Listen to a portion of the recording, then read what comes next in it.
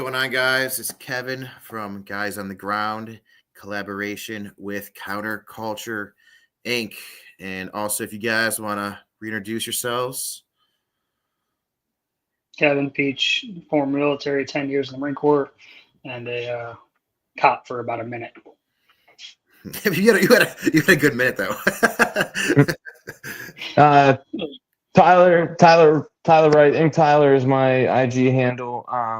Began part of Counterculture. Did 4 years in the special operations community in the military. Yeah. All right, cool. So we'll go ahead and get started here. Let me pull this up. So here we have an article about the Menendez brothers. We're not going to cover it because who cares? I'm sick of hearing about it. I'm sure you guys are. It reminds me of the Casey Anthony trial that you couldn't get away from back in like 2011. So yeah. Is this one of these like? And I don't know much about this, Kevin. Is this one of these like Netflix special fucking murders where like these movie companies are like, yes, another thing to put on the TV? That's what it looks like. I don't care about it. I just my girlfriend's talked about it, explaining to me for like 5 seconds, and I'm like, I don't care. All right, so next I want to bring up an Instagram post that I made on my Saturday recorded episodes. I'm working on the quality of these. I think I got it figured out. I think it just comes down to that I'm an idiot. So bear with me as I get the quality better on those. But here it is. All right, so I remember Tyler from Counterculture saying, like, what makes your podcast different from other podcasts? And I was thinking about that. And the one thing I think, we could do is try and bring people on who disagree with us. So I think we have I like that. I do too, because I think we have a lot of the same talking points. And I don't think we're that far over.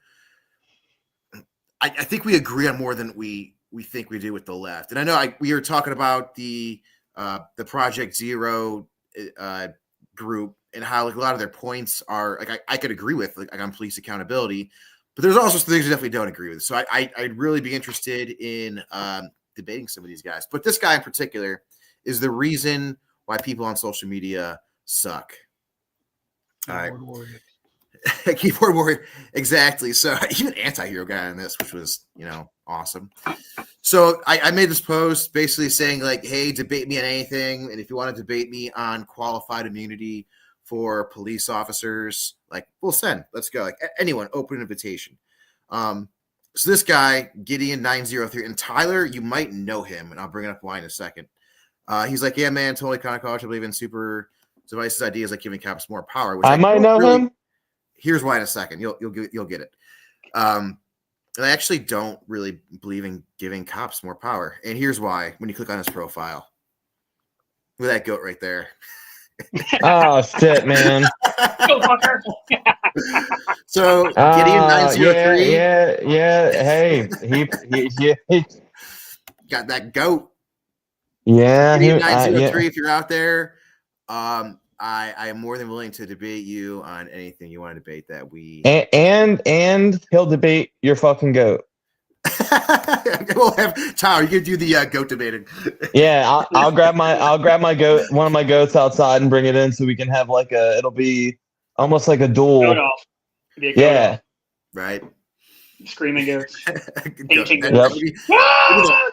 I'm pretty sure I would get kicked off of doing this whole platform if I had goats on. I think that would probably elevate it. Like if that guy's down to do that, Kevin, I'll go sit out in my goat barn with the goats, and we'll have him on here with the goats, and that would be like the most unique, singular podcast thing ever. Right. When I mean do something different, I didn't mean we're starting a freaking farm podcast. I think I'd rather listen to his goats talk than anybody from the left.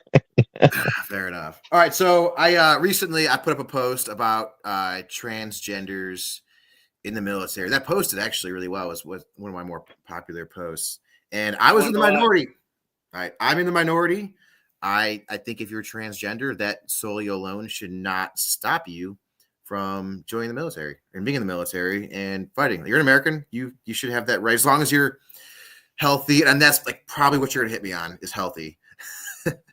I don't know. So Kevin, you disagree? I made a story about this that we were going to have this debate. So why am I? I can think of NCO questions for you right off the bat to get you caught up there, Kevin. I don't know. I'm curious, Kevin. Off the bat, what do you think? Why am I wrong? Okay, so I did the whole integrated training battalion in the Marine Corps when we first brought females to the infantry. Okay. So it was a whole bunch of senior NCOs, staff NCOs. We got brought over. We basically made this company, a couple companies out of a whole bunch of other battalions. Right. We brought X amount of females over, some that went through School of Infantry, graduated at infantry school, which is not a hard standard at all. Within the first 2 or 3 months, we had, I think it was 6 or 7 females pregnant. Okay. So now we're talking about combat readiness. All right. Now I'm talking actually female side, right? That's just integration with something other, something unknown, right? We don't know what it's going to be like. Now we're talking about transgenders in the military right now that have to be removed. They're already up there. So say a colonel, say a major, say staff NCO, whatever it is. Yep, that are transgender. They are already in their position. They don't have to really do much. They're there. They're just whatever they are. Mental health, I don't care. It doesn't make a difference. Let's talk about, you go to MEPS. Okay? Right. Female, or other, cool, whatever. Right? When they get to boot camp, I can only speak on the Marine Corps. Sure. When they get to boot camp, now they do the integrated sort of ish with boot camp now, but it's not full on. Okay. Are they going to the male showers? Are they going to female showers? Okay.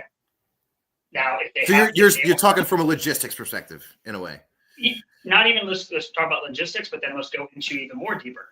Is that person going to feel segregated because they're getting treated different?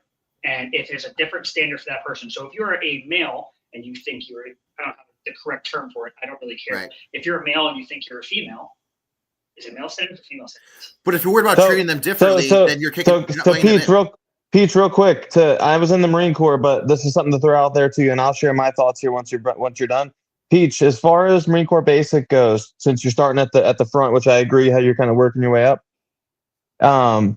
In the Marine Corps, if you have to pause, at least from my experience when I was in the Army, if you had to go to sick call, I'm sure you guys call it the same thing in the Marine Corps, or anything like that, after you missed so much time, you had to redo things. And after so many having to redo, you started from the beginning. So, you're not leaving. Yeah. Right. So there's that, the added in care that's involved with that's ongoing. So continue, Peach. That was just something I thought about. Even if someone doesn't go to medical, that is even completely besides, because even if there was something, are we talking more of full on change, or just hey, I'm a chick with a. I don't give a shit. Either way, I don't care. I don't think. Okay, so doesn't matter where in the transition. Now, I'm fully against people joining the military solely for the reason of getting that surgery for free and taking advantage of the system. That's 100%. But Kevin, though, to play devil's advocate, though, that's one of those things where you will never be able to figure that out. No one's gonna put on a paper, hey, I'm really only joining to get the treatment. So that's one of those things where it's kind of like, just make that a policy. There's an exception to every policy. But then that's where.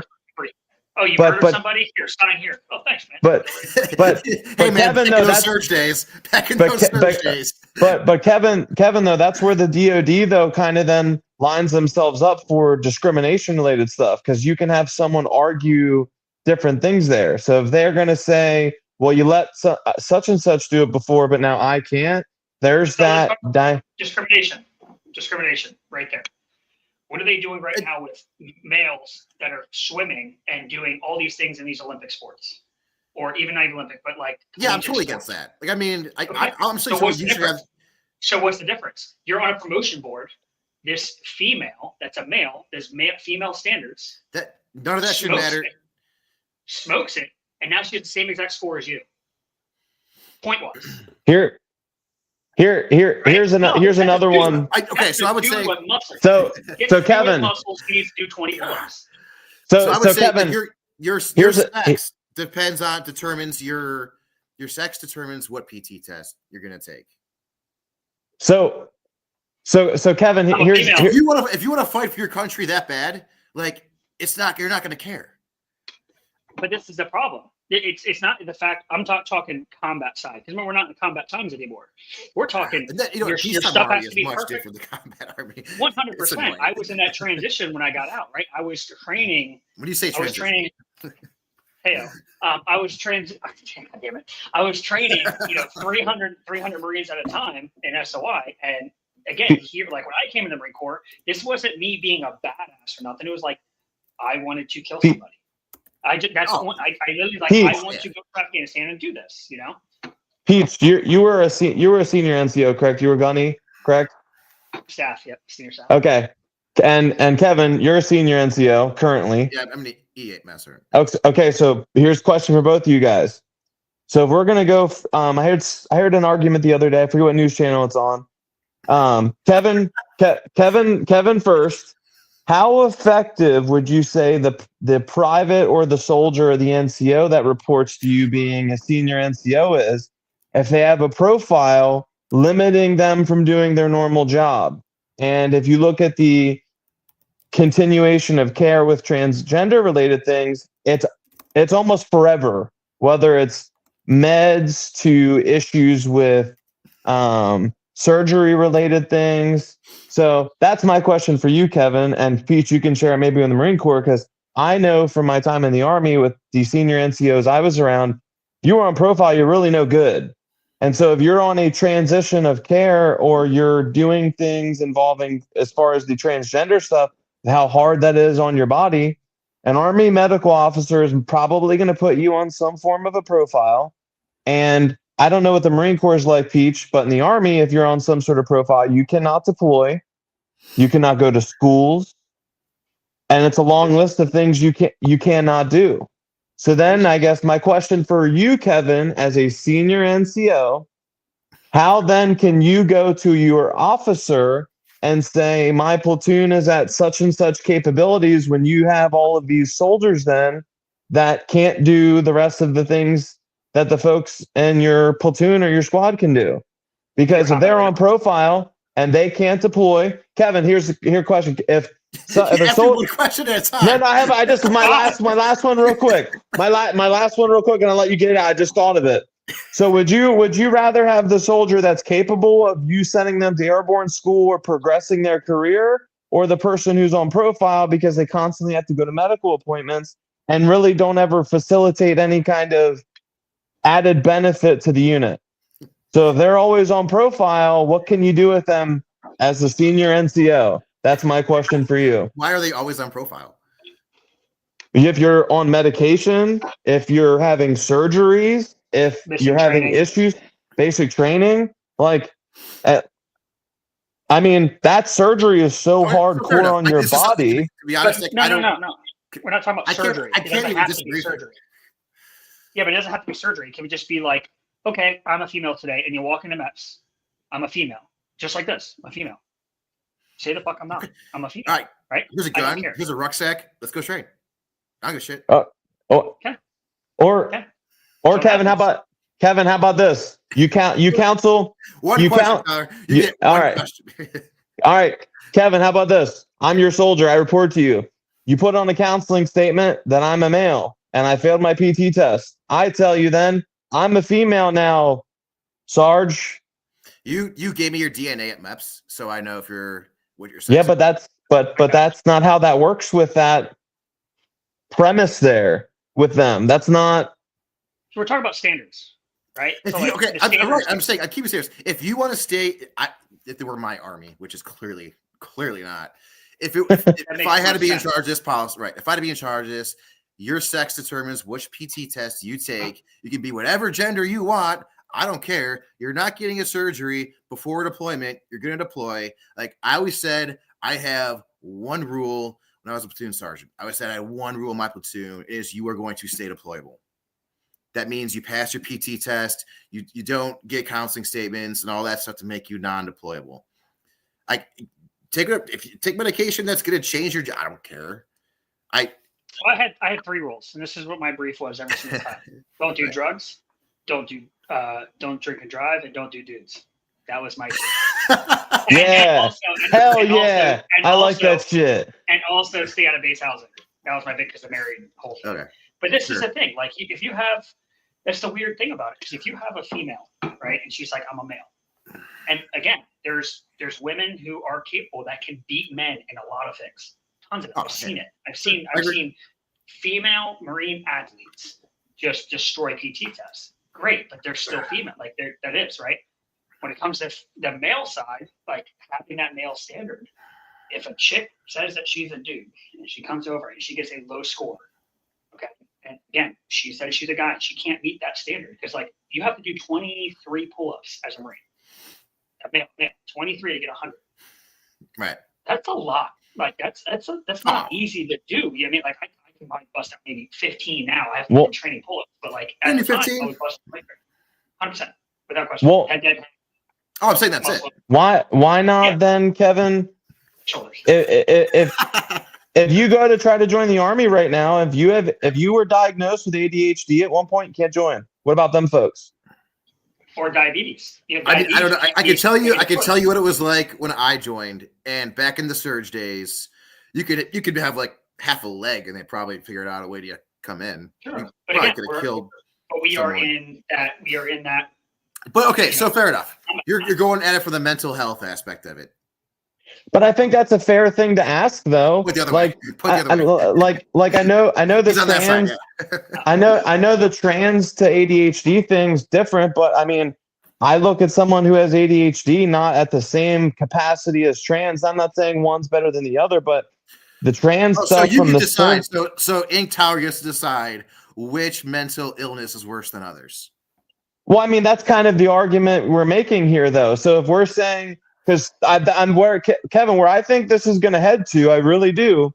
If you're going to say trans people can get in, then what's to say someone doesn't file a separate lawsuit and say, hey, I'm crazy schizophrenic and I hear voices in my head, I should be able to join the service? What's the difference? Because there's documented psychologists saying that these trans, but there's psychologists that are on the record saying that the transgender stuff is a mental health, I don't even want to call it disease, but okay, let me ask you this. Would you consider PTSD, anxiety, depression a mental health illness, disease, whatever? As in like a disqualifier? I'm just asking yes or no. Depression, PTSD, anxiety, would you consider these mental health illnesses? Just as I would say so. I would say so. There's people in the National Guard and Reserves right now, 100% disabled, VA, who have those diagnoses. They're still in. And you can't be schizophrenic in the military. That's ridiculous. You have an altered perception of reality. That's not even close. I'm not going to say it. You know where I'm going with it. You kind of just made the argument there. We gotta pause this conversation real quick. We're also shadow banned right now. On YouTube. This episode's been shadow banned already. So cheers to that, boys. You got banned? We got shadow banned. I don't know what that means actually. I think this means I don't even know. I'm not gonna pretend to know right now. How did you find out we got shadow banned? Anti-hero told us. Look it up. I posted a link on it. I don't know. That's fine. Whatever. It's a fun conversation to have. So my point is that if you already have guys who are 100% disabled, still in the military, still there's a waiver for everything that could be deployed with a waiver. I don't know. I think shadow ban means something different. Why then? Why can't a transgender person, if they could shoot, move, communicate, do their MOS, why can't they? Like logistics, I think there's a decent argument for that there. I'm telling you, man. I just from firsthand, like I'm telling you, like it just became. And again, when it comes down to people that are already in it, grandfather them in and be done. That's it. I agree with Peach. I agree with Peach in that regard. I do. Because if you've joined, you sort of paid your dues while you've been in some regard. Like, I agree with you, Peach, in that standpoint. But if they're that dangerous to the ranks, why prevent them from coming in? If Well, they're- why if they're prevent- that- why if they're that prevent- much? Why prevent the guy over at the place in Central PA here, not far from me in Harrisburg, that says hot dogs have smiley faces, and he hangs out with his buddy Steve on the bench at the bus stop, who's not there, who has schizophrenia? Because Why? he has an altered perception of what's going on around. I mean, I have a good amount of. I mean, I would maybe say that that's someone who thinks that they're a woman when they're a man. That's different than seeing things that aren't actually there. Or what about then, Kevin? My example, perfect example. What about the folks that have ADHD? ADHD right now, you cannot join. You can't if you go to MEPS right now and say you have that, you cannot join. Yeah. All right. So Tyler, first of all, Tyler, I think you have ADHD at this point. I do. It's okay. So, you asked me 5 questions at once. I got one question. I got another question. Can I answer Yeah. Tyler's question first? It's I mean, I had brain surgery a couple years ago, so that has something to do with it too. Okay, gotcha. Hence I'm not therapy. talking about ADHD. I'm talking about something different. Yeah, but I don't consider that to the magnitude of schizophrenia or anything like that. But you can't join with But it. you're not gonna pass a psyche eval. Yeah. You cannot, like, as somebody who has schizophrenia, and I've dealt with a lot as a cop, like you deal with it a lot. Yeah. Well, they claim they do. I don't know if I ever really did. Right. I worked at security at a hospital for a while with the psych. Yeah. ward, See, so 100%. yeah. And you see it, but like full on, like what you see in movies compared to what you see in real life on schizophrenia, it's not. I mean, there probably are some extremes out there. There are, Yeah, but man. what There's I've dealt some. with, I've never dealt with full on. What Pete said about someone being I- diabetic, I agree with. Kevin, why can't someone with diabetes join? I agree with that. I haven't looked up enough about diabetes to It's have an because opinion. it's because of combat readiness. Now, this is the weird part because they could be in a non-combat in the West, but they can still deploy to a combat area. Afghanistan, whatever it is, and be in the FOB, whatever it is. But the reason why for the diabetes thing is because if you need insulin, you can't get insulin, you die. That's a Yeah. problem. So like that's different because like you physically can't take care of yourself. But okay, so we're a combat zone, right? And me and you are both in the same unit. I'm your platoon sergeant, my platoon commander. We have 2 transsexuals in the platoon, and they need medication. And we are 16 clicks away from the pub. Is that a You medication? should have brought that with you. Otherwise, you're going backwards. Should, but In but theory. but you can't do that. Why You're can't denying you? somebody medication because you're denying somebody medication.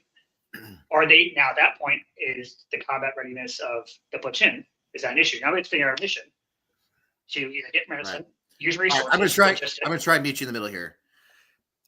I think if we put in some different practices and protocols regarding the surgeries, the medications, that would sustain the readiness of transgender soldiers, I think then like no problems. Because from your logistical aspects of it, I see where you're coming from. Like that makes sense. And that's talking to somebody full on surgery, right? I'm not even talking about somebody who just claims they are and they have to need surgeries and all that stuff. Because again, I think the biggest problem is going to be coming up from the lower end and coming up. Is that fair to that person? Because how much scrutiny, how much is that, especially in the Marine Corps?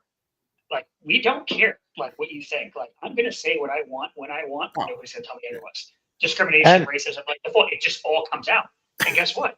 That is the culture. And- We're born a fucking bar. I Like, love that's- that call. And Kevin, here's another example, right? So the Army at one point, I think a couple years ago, was offering 2-year enlistments, right? And I think the recovery time, if you have the surgery, is I don't know. I think it's like 6 months as far as the full surgery and everything else. So then at what point then, if you do, let's say you do a 2-year enlistment, you have that surgery. I mean, the DOD just fronted the bill for surgery and then they get kind of what out of you. All I'm saying is make it make sense. That's all I'm saying. Make it make sense. I'm just saying on face value, if you're somebody who wants to serve their country and they happen to think you're a different gender, you should be allowed to go fight for your country. Because That's something that we take. What do you got? You know what I didn't realize? There is a video out on this. Have you seen it? With I Vet was TV. You know Vet TV. I don't know. I know Vet TV. Yes, I don't. Who's the know guy who Don O'Malley? It's been a while since I've watched. I couldn't tell you. So Don O'Malley did one where they go to infantry officers course, IOC, and it's Don O'Malley in a wig, and he's running through the course like, yeah, he's killing it. He's the first female. He never goes on camera because it's just him running the obstacle course and stuff like that. And they're talking about, like he's a female, the first female to go through infantry officer course and kill it because no female has ever passed the job course. And I think like at the end or something like that, the general's like, yeah, she's amazing. Big dick though. I'm like, God, I gotta send you the link to it. It's a funny watch because it's like that was when the time was of all the females going through, and then the whole transgender thing started.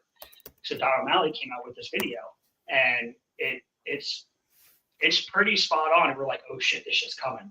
It's coming real quick. And then the integrated training battalion came up. They're like, oh no, like they were right. Mm-hmm. Like that TV is right because it's all dudes that got out, And I'm like, God damn, they're all right. Can you guys see the comments? Are you guys able to pull up the video? I think if you probably go to your phone and pull up like the video in your phone, you can actually comment and see some of the comments going on here, which is kind of interesting. There's nothing too crazy. Just I asked. Oh, actually, no, I can see it. I can see it here on the actually comment section. If you go down where it says chat, it says join the chat recording. Right, yeah, join the chat. So I just asked who won, and I definitely seem to have lost this debate. Well, I guess so. Then my other question for you, Kevin, is the trans thing. If you elect to do that, then the VA that should just be something because you elected to get it. That the VA and all that should then continue the care after that, like the taxpayer then as an elected surgery, like. Right, I get what you're saying. All I'm saying is make it make sense.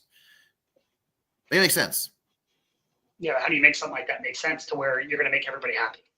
So you don't make everyone happy because you tell them you can't get the surgery if you join, so you're not making them happy. You prevent the people who want to come in the military just to get this free surgery for 2 years because they're going to have to recover from it and leave. You stop that from happening. There's a waiver for everything. No, not if you're 6'2" and want to be a Black Hawk pilot. There's no waiver for that. Or if you're 6'2" and have a, you know what I mean? No waiver for that. No. There is a waiver for, don't you put this on there. There's a waiver for like 98.5% of everything. Policies are meant to be broken. So like they have, when I got out, they didn't allow full sleeves. And like I have my full sleeve. I just got my back, my neck tattooed, everything. And I got a call from the reserve recruiter, like, hey, do you want to come back? And I literally be like, dude, I just did a line of coke. Like, you have to talk about just to say it, right? I was like, hey, I got a hand tattoo now. He's like, oh, we get a waiver for that. Yeah. What? Yeah. If I would have got that in, you guys would kick me out because they kicked a lot of people out for having full sleeves. And then like 2 weeks later, full sleeve. And I'm like, you kicked out so many combat vets that got grandfathered in. There's some ridiculous policies out there. You could have 2 hand tattoos now in the Army. And in the Navy, you can do I think in the Navy you can. I don't like the neck. The neck looks trashy. I got one of my whole neck's getting done. To the back. I know someone in the Guard who has a no regrets neck tattoo, and it's like the most trashiest.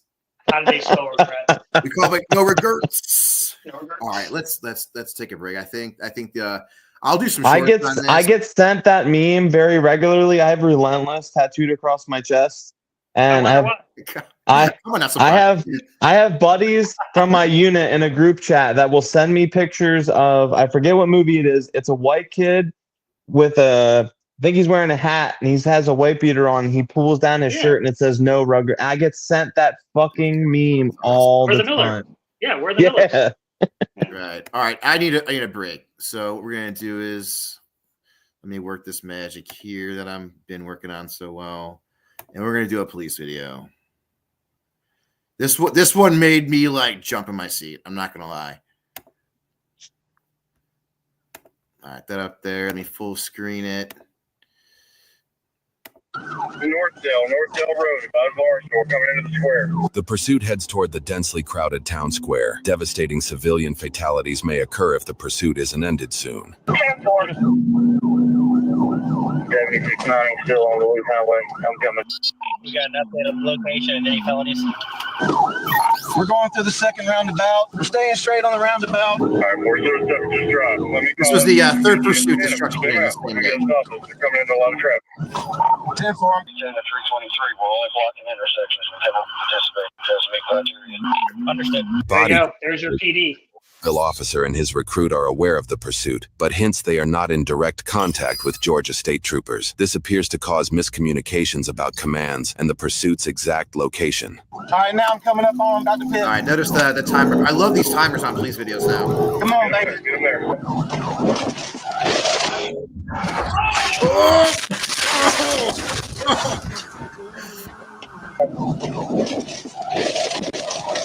He's wild, boy.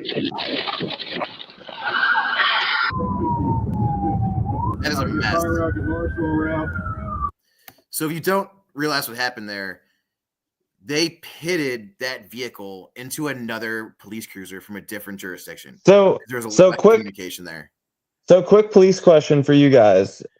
Is there not something within the, like, this is something I find interesting because I know in the military, and again, you guys obviously are military, so share your thoughts, but I was in an aviation unit, but when we would work with the ground force, they would have two different channels as far as communication wise.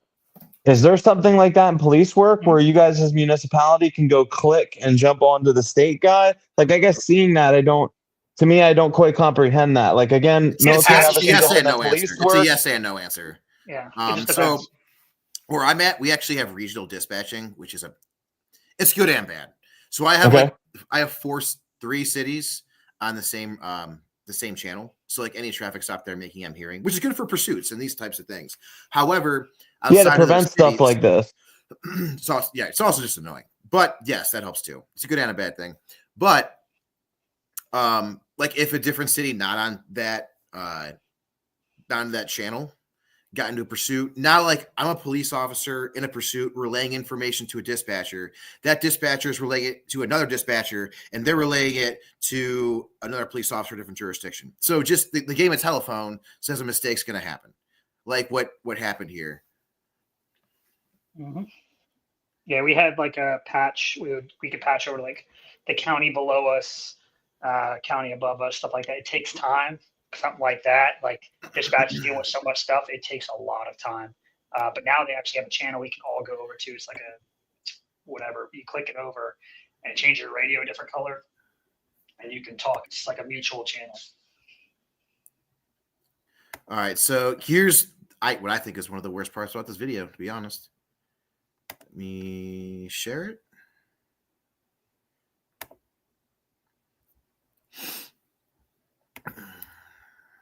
Not the worst, one of the worst. Fine. Are you good? Fine. I'm fine. Now you have to try to get the guy out of the car. It's a dangerous job. Still want to do it though. What happened? We were going to hold intersections. We're trying to find out where they were. I had my lights and siren on, not speeding, and he got us right there. They pitted in front of you? They pitted into you? Somebody was going sideways. We pulled him out first, and I grabbed him by the vest. It was like freaking Vietnam pulling him away from Madison. Trying not to pull him across the pavement, but it was better than the alternative, looking face to face with that guy. Dude, I just got that car 2 weeks ago, too. You say, welcome to law enforcement. Yeah. Hey, man. Welcome to law enforcement. It's a dangerous job if I didn't already tell you. Yeah. What you need to do is you need to go into the hospital and let them at least check you. X-ray that arm. Sir, I don't know if you know this. I got a canine interview. I ain't missing that 3. Oh, Yeah. Nope. Wait, I ain't missing it. hell Nope, yeah. My weed scale Fuck broke, no, sir. man. Hang on. He Listen to pitted this. him, and y'all drove into the pit. Oh, I hate that. Review my camera to see what happened. All I saw was a burgundy truck. Could coming you sideways imagine? at me. What the trooper's saying is he pitted him on the hill. And Let me try to go back to He was that. going sideways at the crest. Wow. Could you imagine? Review my camera to see what happened. All I saw was a burgundy job if I didn't already tell you. Yeah. What you need to do is you need to go into the hospital and let them at least check you. X-ray that arm. Sir, I don't know if you know this. I got a canine interview. I ain't missing that 3. They will reschedule Sorry. that. Nope. Wait, I ain't missing it. Oh, dude, my weed scale broke, man. So he pitted him, and y'all drove into the pit. What a douchebag. Like, when they say the thin blue line is dead, this is why. Why Because though, you bro? have a- He's got an interview at 3. That's important. I just forgot. But like, you have a rookie cop who's like, this is a lot to take in. Like, this is a rough pursuit. You're thinking of how is this going to affect my job? Even though like they did everything, this officer started driving to the scene, did everything correctly. You're still like, you're nervous. You know what I mean? And this other officer from another agency is going to sit there and be like, you were in front of him when he pitted? Like, how dare you? Like, first of all, when you pit, like, that's your decision to make. Like, that's on you to make the decision to pit. And there's certain, I'm not pit certified, so I can't speak on everything. But there's certain circumstances to where you can and can't permit. I don't know. Were you anyone you pit certified? I probably had like 4 or 5 pits, Up- 2 crash up- cars. Up here in Pennsylvania, it's illegal for them to do it. No, Okay. fuck no. It's deadly force, but this is the problem, is. right? So you So, have it's considered deadly. It's considered an act of deadly force. So As it should this be. is the thing: is we had policies. If it's over now, I worked for 2 different agencies. They had completely different policies. If we got on if when I was at Martin County, if we got on 95 or the Turnpike, you're not pitting whatsoever. Okay, cool. I pitted one on 95 before at like 60 miles an hour, but I think it was at 55 and above. 55 and above, you're not supposed to pit, and below 20, you're not supposed to pit because you need speed to actually have that car. Right. There's turn parameters in Yep. there. And again, And- it's time of day, traffic. There's you can end the pursuit whenever you want as a primary deputy or a secondary or whoever's on scene. If I'm secondary deputy and I see something maybe the primary does, I'm like, yo, hey, end the pursuit, turn the lights off, let him go, let him ride. We'll get him. Like, we have flock cameras, we have all these once the hawk gets up and watches it, let him go. It ain't worth it. It's not worth Right. it. So like, look at where they pitted this guy. It's you see traffic lights. It looks like a downtown area. And maybe they're trying to pit him. Maybe they're trying to pit him on a hill, right? So you can't see what's on the other side of the hill. GSP is wild though. Going GSP both ways. is That's what wild we stuff. hear. Like, right. And maybe they were trying to pit him before like the intersection. So like I get it, but they didn't do it correct. And the fact like that guy was trying to blame this guy for being the opposite way. Like he had no choice. He's trying to go And help there's no out communication. the pursuit. There's no communication. No communication, which we explained And you gotta like think- is going to happen. They were probably going what? It was like 60 miles an hour So going over. You have no time to respond. Like even if you wanted to, it's either you go through it and around Right. it, or you're taking it. So Peach and Kevin. So my controversial question here for you two is then if you guys pit a car and let's say said car goes and hits an oncoming family and they die, who's on the hook for that? Your You are. department. No, you Oh, are. You're okay. 100% gonna fuck that. Yeah, I'm going to Policy. disagree with you on this one. Policy. Yeah, ready? Well, Policy. I would say The policy states, and this is probably across the board somewhere within there. If you read the fine print of that policy, it says even if the supervisor's like, go ahead and pit them, right? You're authorized to pit, stop, stick, whatever. You know what's going on, and you're giving that information. So, for example, cars running from me, a car's fleeing westbound. We are going 45 miles an hour, steady. There's no traffic on the road. The weather's clear. Cool. So I just painted a picture. There's nobody on the roadway. The weather is clear. 45 miles an hour. Good. And also PC, which he's got a felony warrant. All right, cool. Pit's authorized. Now within there, we now go up to 80 miles an hour, and we're going through a school zone. Is pit still authorized? Well, you threw in a bunch of factors there that completely changed the whole thing. You threw in a school Yep. zone. You threw in yes, Yeah, it yeah. does. But I didn't update anything. But what I'm saying is that can change like that. For example, like you said, you pit somebody, you're coming up to whatever. Pit is authorized. You are authorized to pit. Yeah. You see those headlights coming. Oh, pit's authorized. Whoop, the car does some wanky shit because you messed up the pit or pitted him perfectly, kills a family of 4. You I decide hear to you. hit him at that point. That's on you. Because in that policy, if you read it, I guarantee you most of them have it. It's at the discretion of the officer or deputy. All right. And then when it goes on to that the liability and all that stuff, when you go on that pursuit board, they be like, "Why'd you put him there when you saw a car coming?"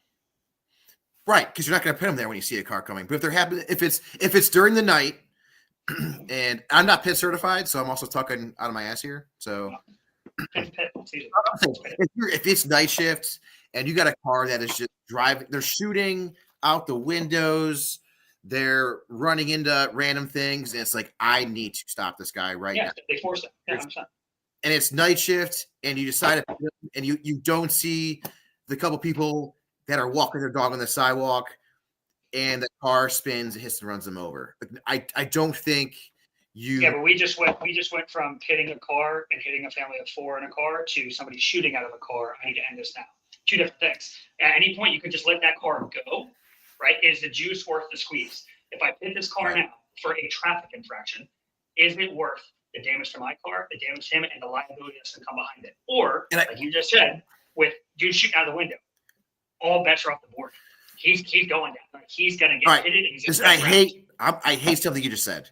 Absolutely hate it. You say just for a traffic infraction. There's no way someone's running from you just for a traffic infraction. And I don't know if other states are like this. Ohio changed it. It now becomes a felony when you run from it.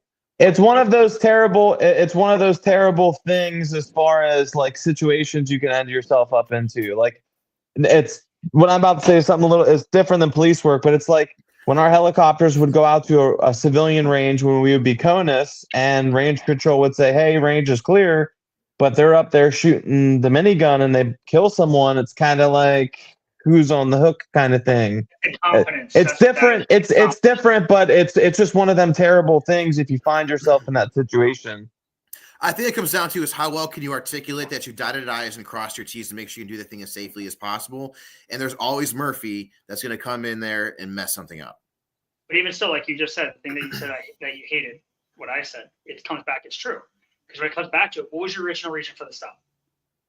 I hate that line. That's always the line. Yeah, no. I get where Peach is coming, Kevin. I get where Peach is coming because there's going to be an attorney. Let's say Peach's situation, and let's say it's over a traffic stop, and a family of 4 in a van dies, and they get an attorney, and it goes to the news. Oh, he had a taillight out or ran a red light, and now there's someone dead. They're going to try to cook you. I'm not saying you should pit someone. I'm not saying you should pit someone just for a traffic stop. There are still other factors involved. But this is also a thing too. There's a lot of factors go with it. When it comes down to PC, though, that's why again why you have policy. We had PC where it's like it's supposed to be forcible felonies and all that stuff to pursue, just to pursue, not to pit, to pursue. Pit needs to be authorized. Stop 6 needs to be authorized at full night. Right? It calms you down and gets you through it. Now, when it came down to the PC, though, like sometimes if we've been having a problem with this or whatever it is, time of day, like middle of the day at noon or even 5 o'clock, we're having that rush hour. There's going to be some things that aren't going to get authorized, even if it is within policy that, compared to 2 o'clock in the morning. But even still, it's me. Right. When I was this happened to me at Mark County. A motorcycle ran from me. It was like 4 o'clock in the afternoon. Really wasn't crazy traffic. I went, vehicle fleeing, and he was reckless. Like he blowing red lights, reckless. Dude, biker, had patches, everything. I knew he was going to run. I lit him up. Vehicle's running. Motorcycle's running. I'm 98 in the pursuit. I just ended it. Supervisor comes over, like, how do you know he just didn't rob a bank? And I'm like, what do you mean? Well, that's ridiculous. He's like, you can't. But no, he's like, but you think about it. How do you not know that guy just didn't do something and he's running away from it? You have time. There's nothing in the policy that says you can't chase a motorcycle. And I'm like, yeah, you're right. Like, I could have just kept it going and then just ended it when he got away or whatever. Because I was like on his tail. He wasn't like dipping. He wasn't crossing. Right. He wasn't dipping. He was, and there's nothing within there. So I think it's more of knowing your policy inside and out and be able to articulate what you're talking about, but also at the same time relaying that information. Because if I can immediately pit a car, we had a thing, it was preempt pit in New York County. A car just ran from you, right? Kevin, car just ran from you. I'm behind that car right now. Lights are off. This is like reasonable time, 10 minutes later. He's sitting at a traffic light. The minute we start going, I get up to speed, I'm pitting him without my lights on. I'm stopping him from being able to pursue again and put other people at risk. I pit him, turn my lights off, pinch him into a curve, get out felony style. I like it. Again, that's just knowing policy. I had a vehicle in front of me. I'm going to set up a preempt pit if I can get dudes down the road to set up substance, just in case if I don't get the pit. right? Again, there's so many things that comes down, but at the end of the day, it Kevin's comes down pitting to everyone. He's pitting the I'm not neighborhood pitting- fucking. No, I never. said Kevin's pitting the I'm not neighborhood even allowed to fucking. pit.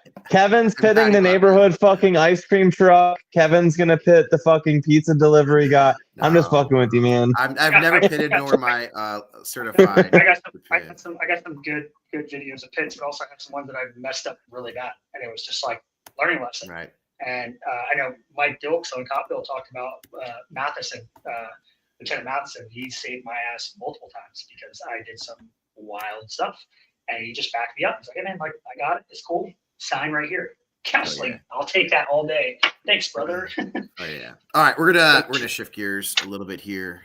So when I started that debate short and talked about qualified immunity, I remembered someone at work mentioning there's like a not quite a bill, and I don't know this. I'm not an expert on legislation, how it's getting introduced, but a petition to start the end of qualified immunity in Ohio. And I'm like, huh? Like, I haven't heard anything about that. So I went and checked it out. And not only is there a movement to end qualified immunity in Ohio, there's a movement to end. Getting some feedback. Yep, good. That my headphones just died. The goat's eating his other headphones. Right, the goat. So there's a movement to end qualified immunity throughout the whole country. There's even a website for it. ENQD. I don't care how it is even, whatever. But this is it. They even have a chart laid out. They're trying to say that cases on this map are officers that have abused the rights of people, and they should be held accountable. Now, as we were talking about earlier, Kevin, offline, I don't disagree with a lot of the things they are saying. We should hold officers accountable for things. Like I'm completely for that. But we're gonna pull up one case here. So this guy is in a car. His friend's car is sleeping, which is already suspicious enough. And the police are responding to a car about a loud car. And they spot this guy sleeping in a car. And reportedly they had a gun in the car.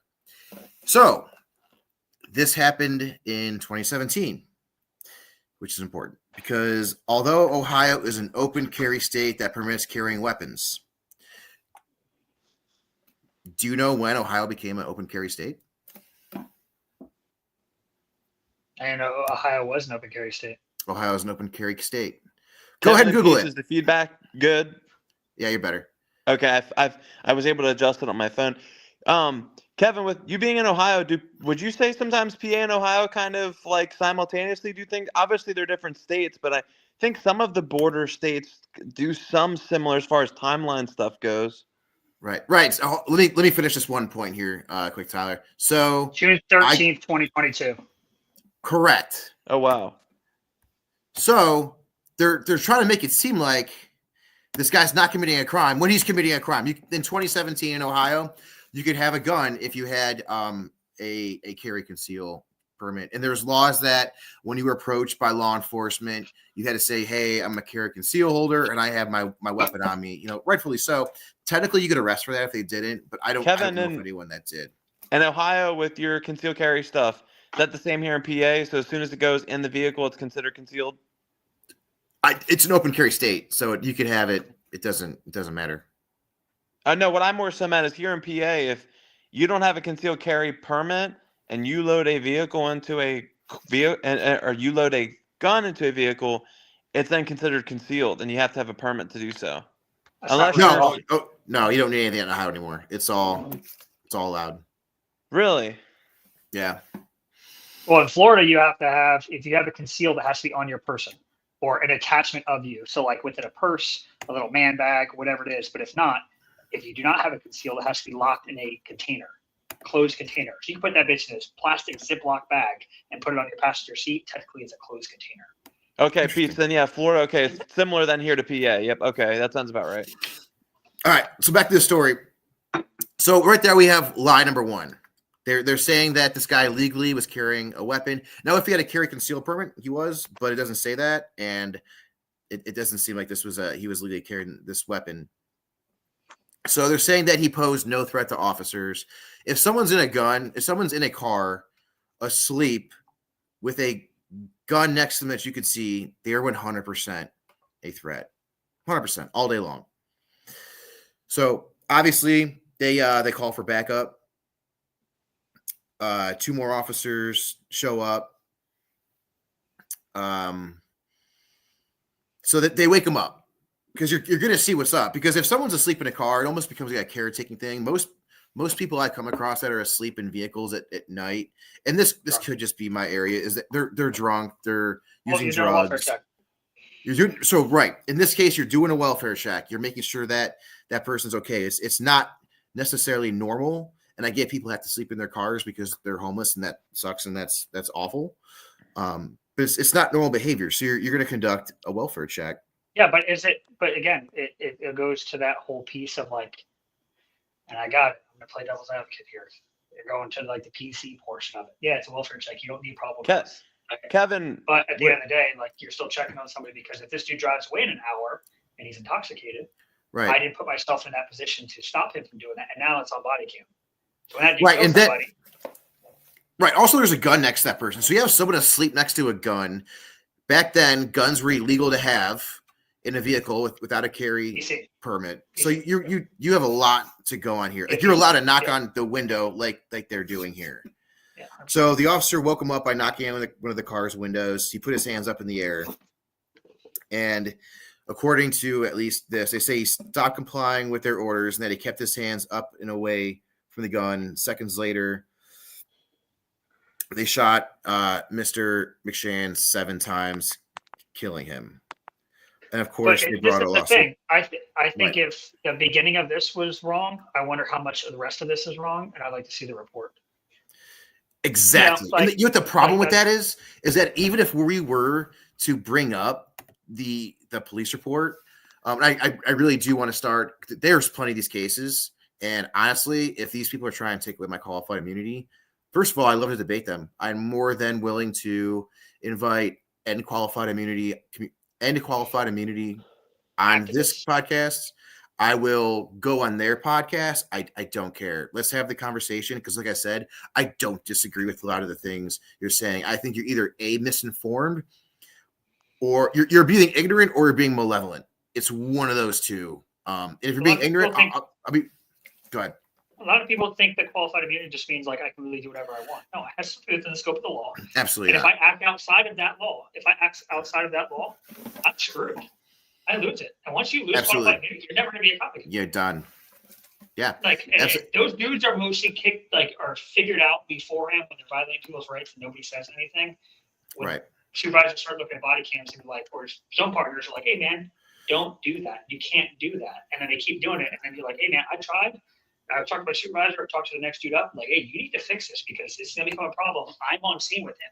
I'm telling him he can or can't do this. He's saying he can. Now I'm interjecting myself as much as I can because I have to as a cop. Like, Right. It's in policy and it's the right thing to do, but he's not listening. So eventually it's going to come out. It's going to come out in the news. My face is on there. That's my job. That's money. That's qualified to be. That's everything gone because I was on scene, and that's not okay. And I don't like the Right. snitching piece of it, but no, reality, if you're not listening to me, what's up, bud? If you're not listening to me, if you're not listening to me, like, that's being an issue. And the qualified immunity thing, it's not just for the person that made that action. If nobody stepped in and they saw it happen, it's just like that whole thing with the, I mean, nothing really happened, but the female that got grabbed by the sergeant and by the throat and went pushed up against the car right down here in Florida. Nobody stepped in and like, hey, dude, get your hands off her, or put him up and like body slammed him. You know what I mean? It's like something like that. So you need to step in and say something if you see something. I think it's one of those things, Kevin, and Peach, where like what Peach just said, you're gonna have a hard time getting people to want to do the job then. And so that's the idea. That I hear Like- that this is the idea behind this movement, is if you take away qualified immunity for police officers, guys who are close to retirement are just going to retire when they hit their minimum age. People are going to see police officers getting personally sued for the most mundane reasons, and they're not going to want to be it. Our numbers are low already. They're going to get police shortages like crazy. They're going to create enough chaos so that they can implement their own agenda. It's exactly what Like- they're trying to do. Like it's if you watch Star Wars, you know how to create chaos and put your own agenda. Chaos. Or if you're I'm just ser- been, or seriously. if you've been a senior NCO and you get a handful of privates living in a barracks, you can create some chaos there pretty easily. Oh, There's some good reasons to create some chaos though. I love the with barracks some of rats. I mean, old Right, barracks exactly. junkies. So Well, I did think some digging. you're gonna scare good people out of wanting to do the job. Like here in PA, we don't have.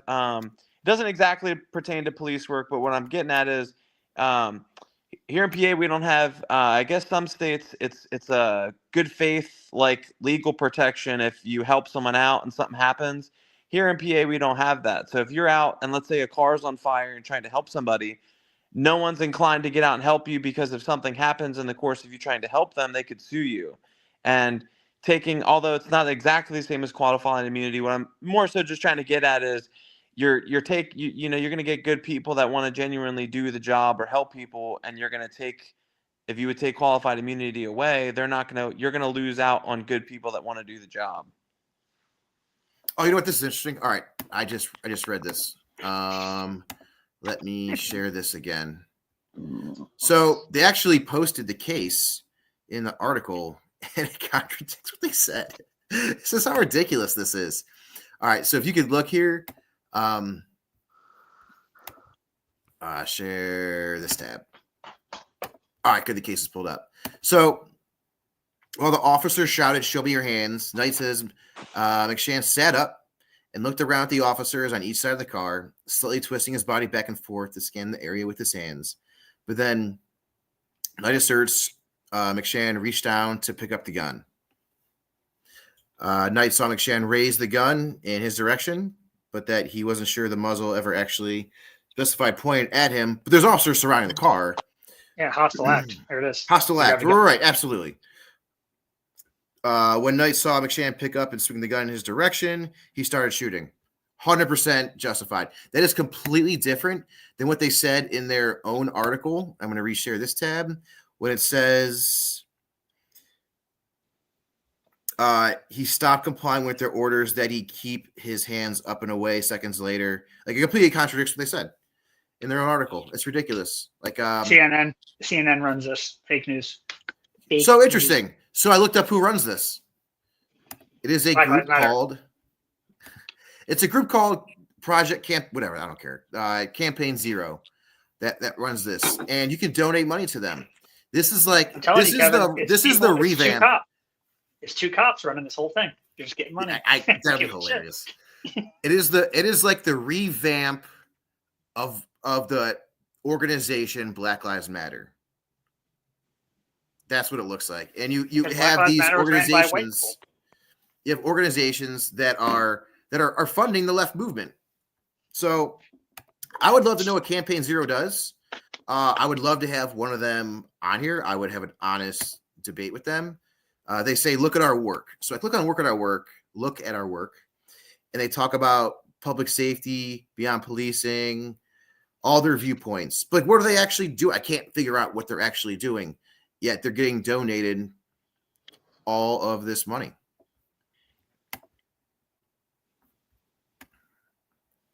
Yeah.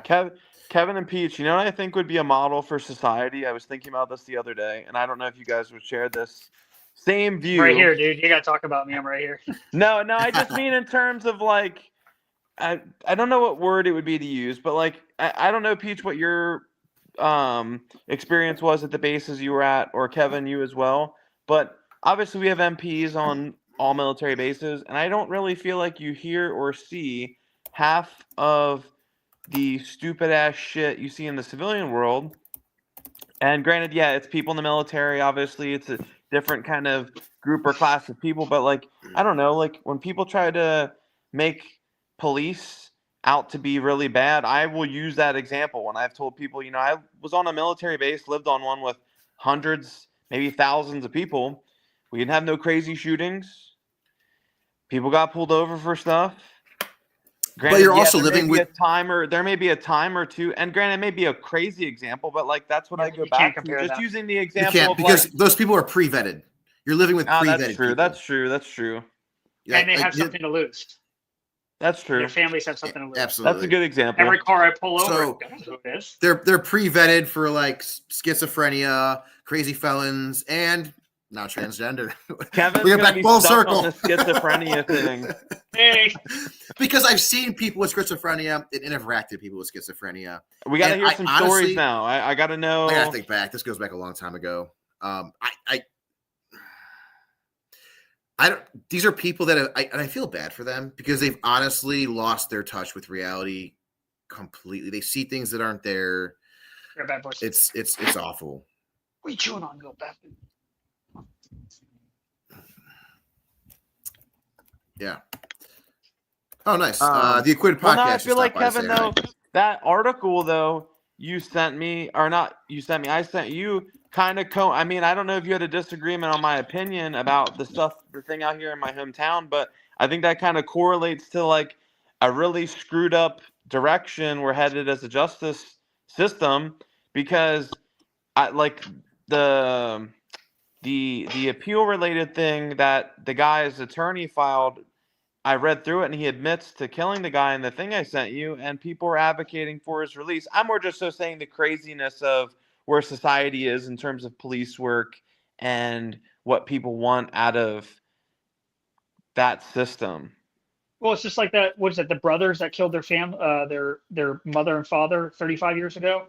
They're Did you on see the trial right Hernandez now. brothers? When I just Is that what joked it was? about in the beginning. Yeah. It's like- the one I said no one that's- cares about and made fun of. Yeah, but I mean, you got to think like that's the same thing. Like, What are They they said that he- advocating, Peach, for them to get out? Fill me in. yeah, the I literally just watched all the news, and yeah, like nobody cares about it. But this is the problem. Mhm. The judicial system is basically saying, or the correction system is saying they are a moderate threat to society. Kevin, then you Moderate. got to show that article I sent you because that's very relatable to that. So if I'm that's curious, Peach, your opinion on this. so if you're a moderate threat, you're a threat, and you're going to release them back into Right. society after killing their parents 35 years later. Fuck out of here. So I think it's a little bit different, right, than what you're saying. So this guy, he basically got drunk and high and He conducted. claims he got drunk and high. Okay, I drunk and high, whatever, and basically did a drive-by into a crowd. Right. Yep. He killed this hip hop artist, and he got arrested, thrown in jail, and he got the death penalty. Right. Yep. So now they are appealing. They're basically appealing the death penalty because No, Kevin, they're appealing the whole thing. the whole thing. They got granted a retrial for the whole thing. All right, if you want to talk about that, I just thought it was just the death penalty. No, but that kind of just I like when I saw that and I thought of, again, like the direction in terms of where things are going with the criminal justice system and kind of Peach what you just had touched on. Like there's people advocating different outlets for this guy that 15 years is plenty of time after senselessly shooting somebody and that he deserves a second chance at life now. When he openly admitted he killed the guy, but his argument is I was drunk and high. So they were saying that he suffered depression and other mental health issues growing up. So that's why he did this, and they were trying to use that as an excuse. At least in the article I pulled up. Well, his when I read what his new defense filed in federal court, which I could send it to you, Kevin, they're arguing basically like because of the missteps with his prior attorney and just the whole thing that he should be freed because 15 years is a long enough time and the legal defense dynamic. Like, Peach, what are your thoughts on that as far as that goes? Like, in some regards, like, not that I have sympathy for the guy or understand, but like, 15 years, if that's the case, if we're just going to stick the whole, I was drunk and intoxicated on everything, then that's all someone does for killing someone. So he gets out tomorrow, does it again. Oops. No, oops. Yeah. No, right. somebody gave him a death penalty, and this is the problem with the whole like system. And I'm going to be that guy. The whole system. One judge makes a ruling, and it's not like, okay, we're going to go with that judge, and that we're going to stick with. We're going to do an appeals process, and some other Right. fucking liberal judge is like, that doesn't make any sense. It's your fucking peer, dude. In the next courtroom over, you guys think completely differently, but you guys went to the same exact, I'm going to make it for simplicity, school, right? Judgery or whatever it is. And you went through, I don't know. I have no idea about that shit works, but like you go through that same process, but you have two different minds of thinking. You killed somebody, you're going to die. You are going to have lethal injection, firing squad, whatever it is, you are going to die because They brought you that should, back, because 100%. They did it in South Florida. Carolina, Amen. they just fired firing squad at Yeah. somebody. So like that should be it. Ominous dominus, that's what you're getting. You get lethal injection. Just we're waiting on time. And now Trump. Well, in Pennsylvania, they don't ever do that. They don't ever end up signing the death warrants. Yeah, but unless Trump comes in and is like, that dude needs to die, this dude needs to die, and he's taking God. Trump is really getting up. And I'm going to be the executioner. So oversimplify, I think what you're saying, politics get involved with these cases, and judges who might know each other, work together, went to the same school, part of the same frat club, golf together on Saturdays. It could be, I think but the whole it's criminal also just justice system, the whole judicial system is set up to make lawyers money all day long. Well, I think it's also set up then to make your both of your jobs harder, because if the As it should. Yeah.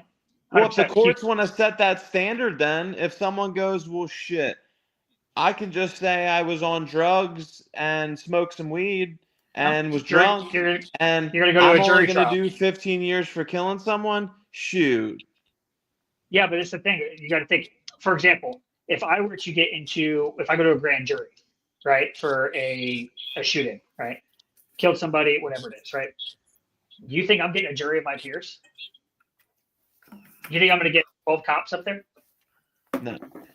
I'm going to get the lawyers pick who and what goes on there. There's a So, process. Yeah. Was it like a voir dire or some shit like that? 18-year-old black male who pulled a gun, right? You think how many black mothers are going to be up there? Right? It's the same thing across the board. If you killed whatever it is, that's how it works. They make that to make you look like the bad guy. And it's the sympathy. It's how you can sympathize with the people of your peers. But they're not really your fucking peers. You're an MS-13 fucking gang member. You're not getting 12 other MS-13 gang members up there to determine your fate.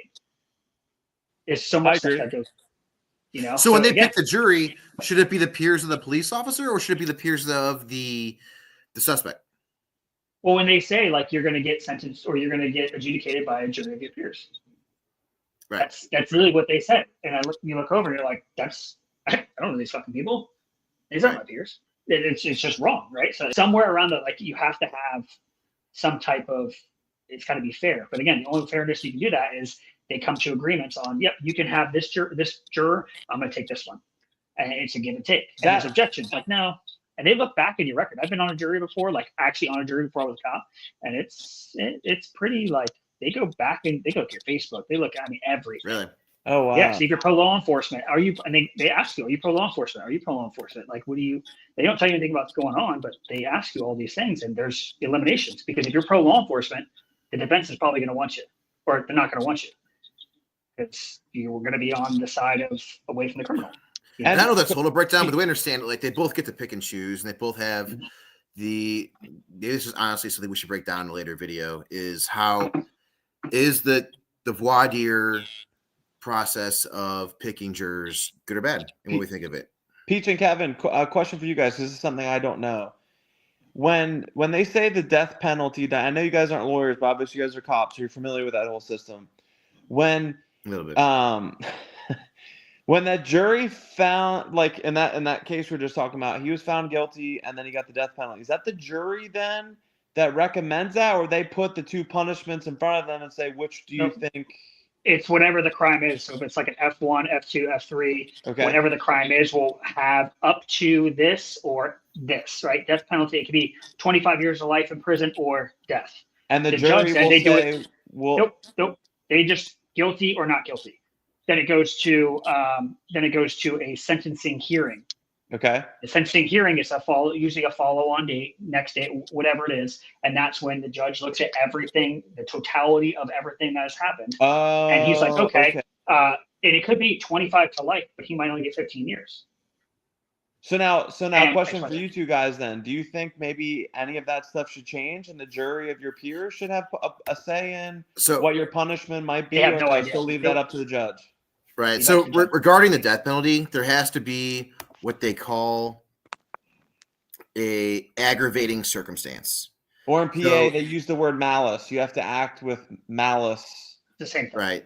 So in this case, this guy gave grave risk of death to other people because he was shooting into a crowd. And I just that- read too, Kevin, with the filing on the appeal that where he's trying to say that there was no malice. The attorney, for whatever reason, his attorney put in the filing for the appeal that he had an altercation with the victim. But then if I'm a DA, I'm going to say, well, you didn't act with malice. You had an altercation, and now the guy ends up dead. Like, I have a hard time believing that. You see where I'm going with that? You had an altercation with the guy, now the guy's dead.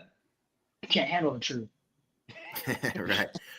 All right, guys. Let's end this with one last police video. What I would Um, love to do, Kevin, is have a video talk about the UCMJ system, because I have a lot of strong opinions on that. And someone I would love to get on here, if Brent would love to get on here, because I But have that's a a jury difference of of your peers. opinion on him. That with no, I do with the medical I'm stuff. just trying to get some of my friends on right now, one step at a time.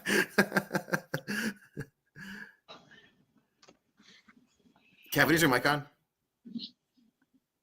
I hope Say so. something. Okay, yeah, it is. Yeah. Okay, I thought you were saying something. We're saying something. All right, so we're gonna do 2 videos. We're gonna do one more serious video, and then we'll end with a funny video. The goat video. No, you got to play the video. You got to play the video I sent you, Kevin, of the fucking oxygen tank exploding when the dudes from the trash. I'll play that one next time. But let me pull this up here. I'm still doing the StreamYards. All right, here we go. Someone's got feedback too. Does anyone know? Whatever. Probably me.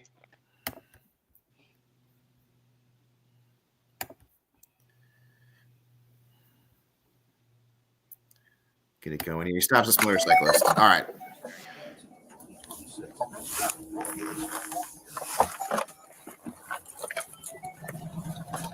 The plate is 26 Foxtrot 7064.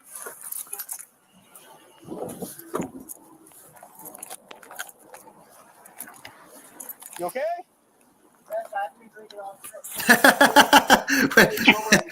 when they lead with that, Got a DUI. right? People have been almost hitting me all day, sir. What's that? People have been almost hitting me all day. I'm trying to Okay. You want to come over here and just take a seat right here? No, I don't want to. Okay. Just I'm telling you, take a seat right here. Come here. I don't care if you're telling me what you're telling me to do. 26, I'll take a kill one. Sit down, dude. Stop. Come here. Get off the bike. No. Sit down. No. Sit down, dude. I don't wanna Come sit here. down. I don't want to sit down or come here. No. This seems like the perfect training Come here. scenario. Dude. Sit down. No, Oh, just no. wait. Don't get back on your bike. Don't get back on your bike. Sit Put down. hands. Why are you guys harassing me? Dude, Hands. you ran a red light. Just sit down and we'll figure it out, okay? Sound good. All right. So right here, we got a non-compliant guy, and he's standing in the roadway. Suplex. You got Just you got one word go. you got to go now. Like, because if this dude gets run over, you know his family's going to sue you. Yeah. And not even that. It's unsafe for him to be in the roadway. He's clearly And he's drunk. intoxicated, and he's drunk. He's drunk in the roadway. It's time to go right now. Gil, what's your name? What's your name? Here, I'll show you my ID. I don't like the fucking reaching. Don't shoot me. I'm not gonna shoot you. Don't reach for fucking shit. How about that? Yes. Sit down, dude. We'll figure it out. Yeah. I don't want to sit down. Okay, well, you're gonna sit down. No, I don't want to sit down. You're being detained right now. You're not free to leave. You're not free to get back on your bike. You're gonna sit down for me. Ask, tell, I make. have an ID. Can I get my There you ID? go. No, just sit down over I here. don't want to sit down over there.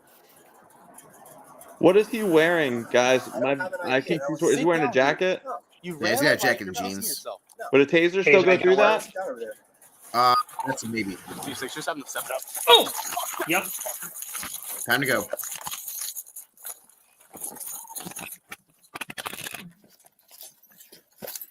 Damn, dude. McMatt. All right. The moment you start getting pushed into traffic, deadly force. Deadly You force. are at the deadly force level. All So, day long. so Kevin and Peach, though, question for you guys. So let's say you're in this situation again.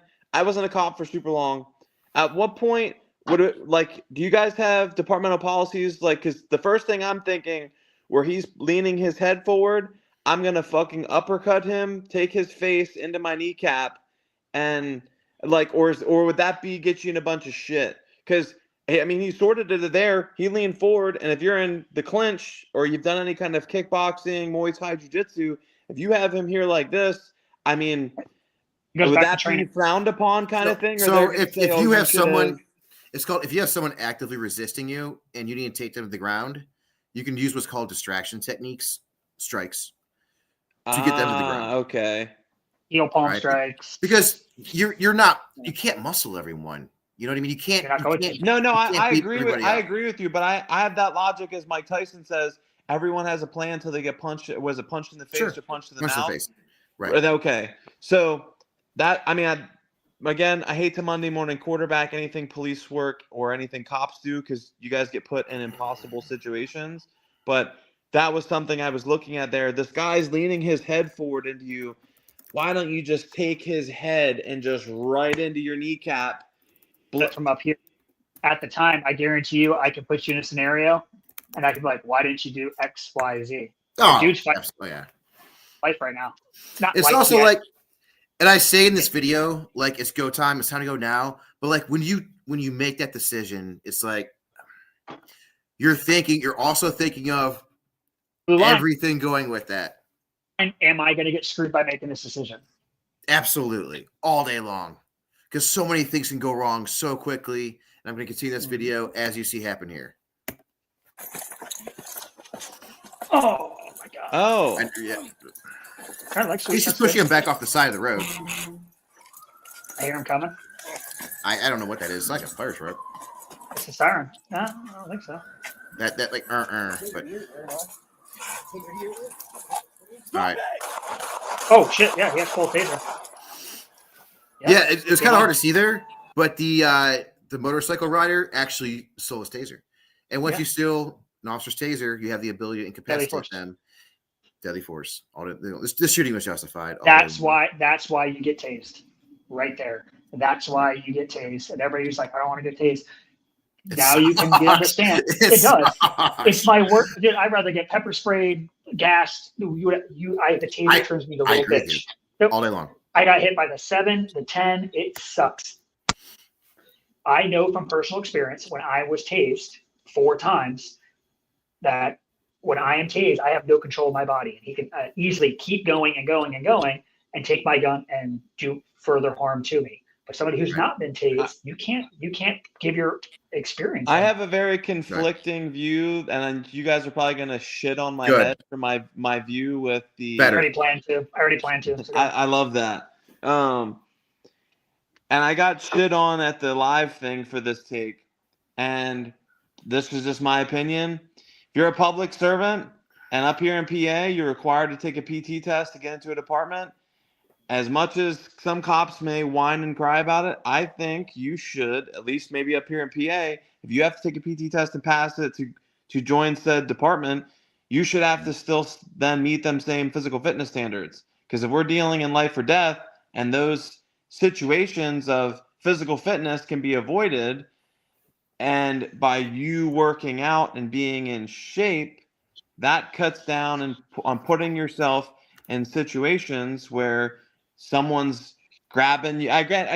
Granted, not every person are you going to be able to muscle and control, but if you guys are out here where I live, I'm not saying anything bad about the police department that patrols this area, but I can show you 2 state troopers that hang out at the Turkey Hill down here where I can see their gut underneath their vest. Yeah, absolutely. So they're more likely to get their ass beat on a Right. traffic stop. Right, because absolutely. they're I out don't of think this shape. was an issue of being out of shape. But actually, Copville had a fantastic beam the other day. It actually snapshotted it. It says you can't bleed blue and also refuse to go to the gym in the range on your off time. Amen, Copville. All day. Uncle Mike speaks the truth. Right. And I am very much a proponent of training something in your off time. It's survivability. Everything you do is survivability. Like however stupid training you get, it's still survivability. If I go to the gym, it's survivability. Because at the end of the day, I'm going home. Either going home or I'm going in handcuffs somewhere, or I'm going home. I'm going to survive whatever gunfight or whatever it is. Like it is what it is. Absolutely. But if cops don't see it that way, that's on them. If again, I said this before, if I jump over a fence and I'm fighting a suspect and you can't get your fat ass over that fence, when I'm done whooping his ass, I'm coming over and I'm whooping your ass. I'm going to disagree with you. It's not on them. It's on everyone you work with, because you know what? At the end of the day, their physical fitness, your physical fitness will affect the guys you work with in some way. But look at the standard. Look at the standard. What's the standard? It's not a standard, because the standard needs to be held, and the standard's not held. But even if it is held, it's still a low standard. You think cop standards to get into the police academy is hard? No. You think the annual PT test you do is hard? No. It's not like you're running 3 miles. No, you're doing like an obstacle course. What I don't get, Kevin and Peach, is when I brought this up during the live thing, they were like, "This isn't the military," and you probably had some union guys there going. This is police. I don't want this. And XYZ, and I understand that, but you are working for, in a sense, the government, and in the military, you are working for the government. And while you're working for the government and the military, what do you, Kevin and Peach, what do you take a PT test for in the military? To make sure what? I agree with you. I think we're all agreeing on this. Yes. Me and Kevin had a discussion about bullshitting your way to becoming an NCO. Don't take that the wrong way, Kevin and Peach. I don't know if the Marine Corps is like that, but I'm very okay with my career. And in theory, that's to make sure if something happens, you are capable of doing something combat related, and that's to me the military's logic behind the PT test. Ultimately, so if something happens to where you have to go be a soldier or a Marine, back to what you learned in basic training, you have the capabilities to do so. And if some people have never been put in that situation that he's been in right now, I guarantee you, after that situation, he's going in some type of martial arts classes, something, because it's me. It's something on me. Because hear me out. I'm the biggest person that talks about my failures. My first shooting I got into, where I shot all those rounds, I went right to a sergeant that it was Mike Gilks, it was Top Bill Mike's wife. And I was like, "Hey, I need your help. I fucked this up." And she's like, "I got you." She took me to the range and she showed me how to handle a pistol, how to operate with it, how to do everything. The only person at the entire agency to show me how to use a pistol. And after that, she set the tone for me for training, and that never happened again. Because I knew I messed something up. And even though it was a tragic situation, I messed something up. I need to fix it. I went right to the one person I know I can trust. I guarantee you this dude's going to go to someone like, "Hey, watch this video for me." If hopefully he does. What could I have done here? What could I have done something different to end this either in a better way or detained him quicker? Right. No, I agree with you. Training. And if he has that fortitude to be like, okay, and that humbleness to be like, okay, that sucked. What can I do? But that's a mindset. Not everybody has a mindset. It's the 30-year-old. What does that basic dude stuff guy say? Pat Mack. He's like, fail and fail quickly. I'm going to take this in a very weird direction. So I was a kid, and I was a very morbidly obese kid. I weigh almost the same now as I do as I was 12 years old. And I got bullied. Do you know what happened after I got bullied? I dropped 40 pounds at the age of 12, 13. When it's put in your face, would you feel uncomfortable? God, I'm just like Jocko now. When you feel uncomfortable, you fail, and you feel ashamed of yourself, you do two things. You go fix it, or you just get worse. Like, you got to pick. Yep. I've read all of Jocko's books. They're crazy. All of them. I do. Yeah. I've read quite a few of them. All right. Let's at least end this on a funny note. And most of the internet's probably seen this. Kevin, we totally video. forgot to ask Peach his thoughts on the MARSOC thing, but we will have to do that in the future. So actually right now our views for this show have probably been the best they've ever been. And we still have 5 people watching at least, maybe a little more. You're welcome. Right. You're exactly. No, go ahead. So Kevin, what do you think on the MARSOC getting taken out of the Marine Corps? I don't know if you had any experience with MARSOC. You trained at MARSOC. I do. Okay. I was an enabler with them, with Anglico. I got attached to them for a deployment. Tier, they're up there. They're not sure. As far as like, you have recon that does, again, special different mission, and then you have MARSOC operators. when they first became the Raiders, or they were the Raiders at first, and then it became MARSOC. Right. A lot of those old dudes that are in the Corps that are the old Raiders are the foundation of what war fighting is now. It's a special mission set. You're going to give a tier 1 special operation, because they're special operators. Were they considered tier 1? Yes. I don't know. We don't know. Okay. Two. That's what I thought. It was Okay. 2. They were tier 2. Two. From my read on briefing from the 160th, they're Yeah, right at 2. They're tier 2. Okay. And again, the only dictation between tier 1 and tier 2, correct me if I'm wrong, Tyler, tier 1, tier 2 is your operational capabilities and what you're able to do because of your capabilities. Yes, right? So exactly. where you're able it's to it's the Brent bearded dudes and the college bros over at Virginia Beach. Yep, that's all it is. It's literally what it is. So like But you said it exactly correct, Pete, describing that. Yes. Your capabilities as far as the unit. Yeah, you're not going to send MARSOC to do a hostage rescue in Yemen. That's SEALs. SEALs are going to do that, right? That's just right. From my understanding, and I just know this from podcasts and stuff I listen to, is they shape themselves based off of an ODA Green Beret unit. Yeah, I could be wrong on that. I don't know. Yep. That's what I've heard on podcasts. You're correct, Kevin. Yep. And again, like MARSOC, it's a different mission set. They're doing multiple missions. We had a couple MARSOC guys that came, or a team that came to Afghanistan, our FOB, and we were looking for this one dude for a target for a hot minute. And they came in, I'm talking like tank tops, board shorts with bags. Like, who the fuck are these guys? They put on man jams, MP7s. They walked out. We heard 2 or 3 shots. Dude came in, body bag, got on the bird left. I'm like, yo, who they just take? And they told me, and I'm like, we've been looking for him. Like, I had the baseball card, or the deck of cards with him. I'm like, oh, that guy's gone. They can just do critical things that, again, training, money, all that different stuff that's funded by SOCOM that infantry guys don't get, recon doesn't get. It's needed. So now we're, as a Marine Corps, we don't have special operations. Again, it's a different tier. So like, if Rangers are off doing XYZ, who else do you have? You're not going to take SEALs to do little tiny things. They are needed around the world to do the higher XYZ stuff. The Marine Corps just filled the gap. That's all it was to fill the gap. And I get it. And they want to cut it budget wise, whatever it is. But I still think it's a critical source to have around the world, because they're deployed. So there's a book. And this guy worked with Jocko, who's on Jocko's podcast. God, we're mentioning Jocko a lot.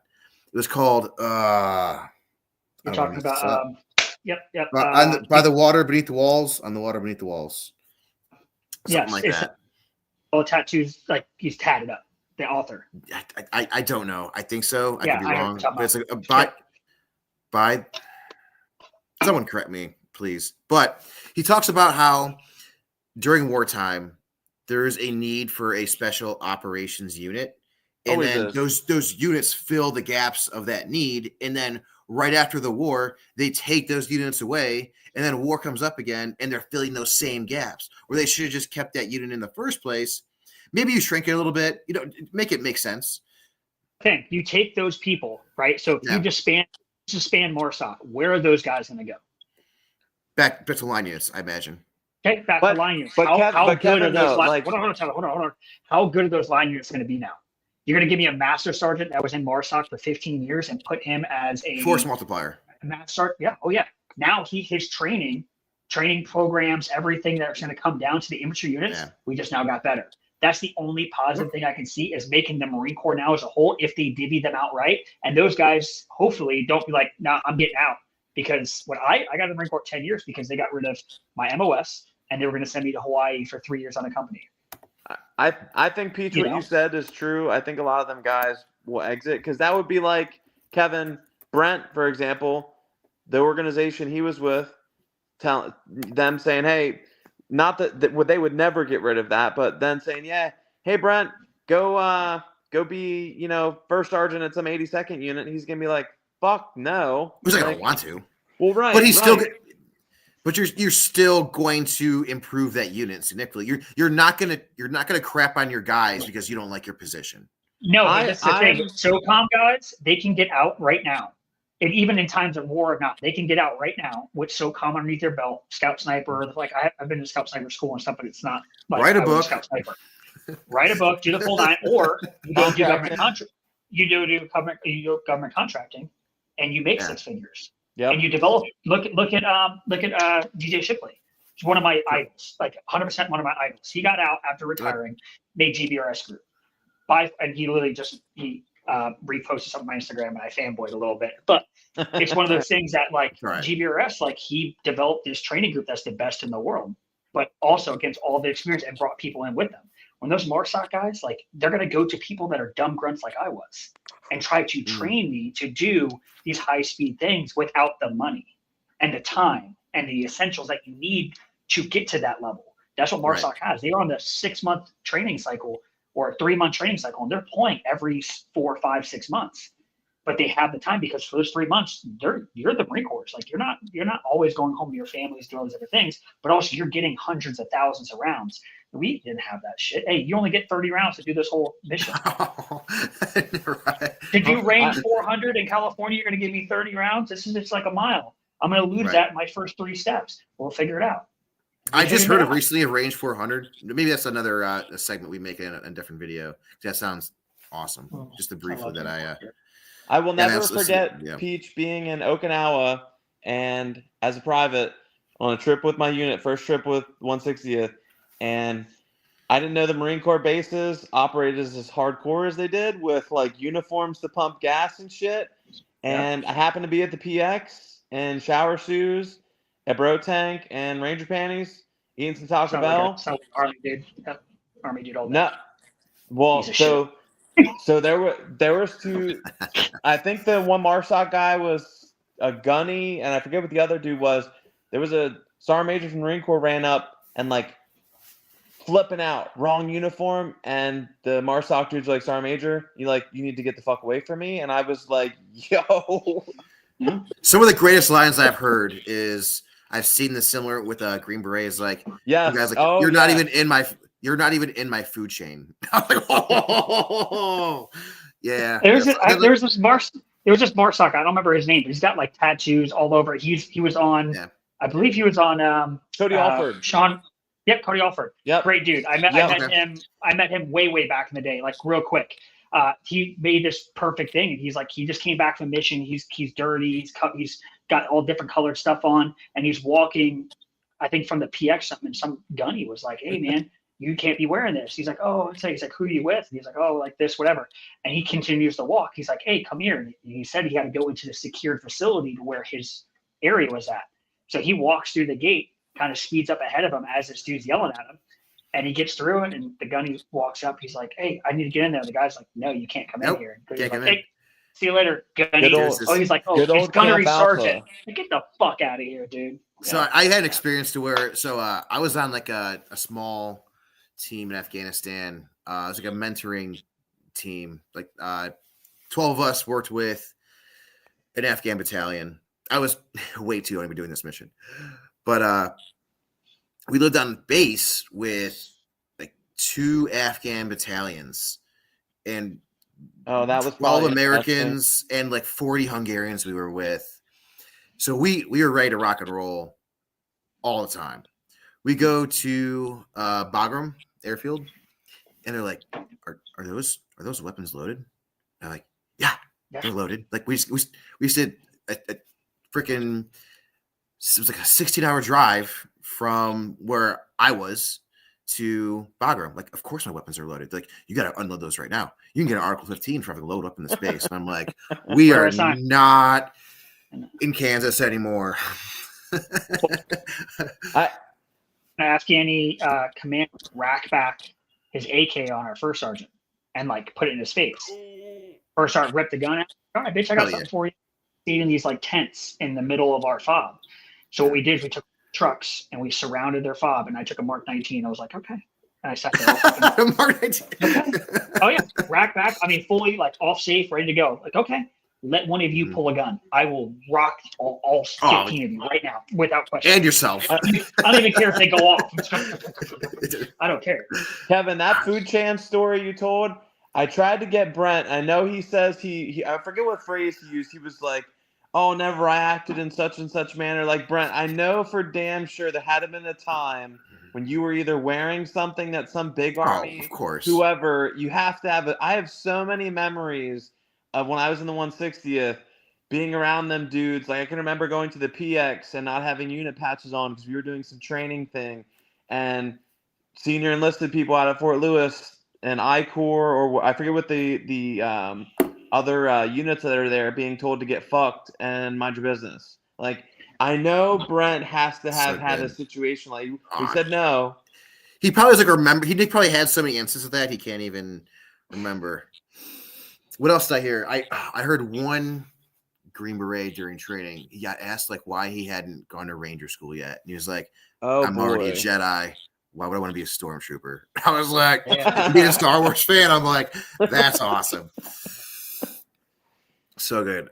I felt bad for you guys, Peach. When I was at 29 Palms, I genuinely felt bad for you guys in the Marine Corps. I forget what airfield it was, or not airfield. I drove into 29 Palms. It was like left, and we went the whole way down. And we get there, and we were meeting with some gunny, and we walk into this garage thing, and there's bunks in there, and people have like bunks set up. And I said, Wilson, my favorite. I said, hey, Gunnery Sergeant, I said, what's the bunks? And he's like, oh, these Marines, they live here. And I was like, you live in the garage? And he was like, yeah, you got an issue with that? And I was like, nah, big dog. Like, I was just asking, like, you know. The slumps, he made some comment. Oh, yeah. He made some comment about, like, us in the Army living, like, these leisure. Yeah. And I felt so bad for them. Like, I was like, bro, they got you guys living in a fucking garage. We're fighting those, what are those spiders they had in Afghanistan? Camel spiders. Camel spiders. Take those, put them in dip cans, and we fight them in the middle, and everybody go fucking nuts, man. We bet 3 and snacks down. Oh yeah, but I will give y'all credit. None of them dudes there looked sad or depressed. They were talking shit, having fun. Oh, like, fights all the time. I'd fight my lieutenant. Oh yeah. Hey sir, let's go to the other hooch. We gotta settle something. I mean, that's a good point though. It's like Army officers aren't so gangster like that. No. Kevin, no, mine was a linebacker for the Steelers. Mine was a linebacker for the Steelers in like the mid 2000s. Yeah, he was a fucking tank. And I just like, hey sir, I want to go with you. He whooped my ass. I was like, all right, sir, thanks, appreciate it. Can't say I didn't try. All right, let's end this with a funny video. Yeah, it's about that time. Good shit though. Kevin, you got to show the Airborne School video I sent you. Damn it! Before that, you got to end it with that video. Let's do that. And I don't have that loaded up. Oh my god! Let me see if I can.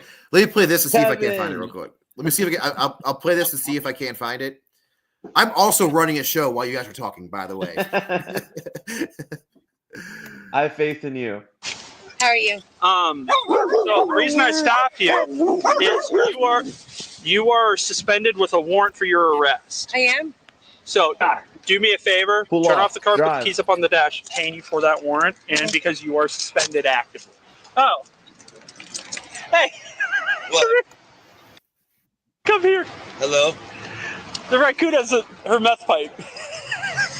As what? Oh my god. Her meth pipe. Oh, he's playing with the meth pipe right now.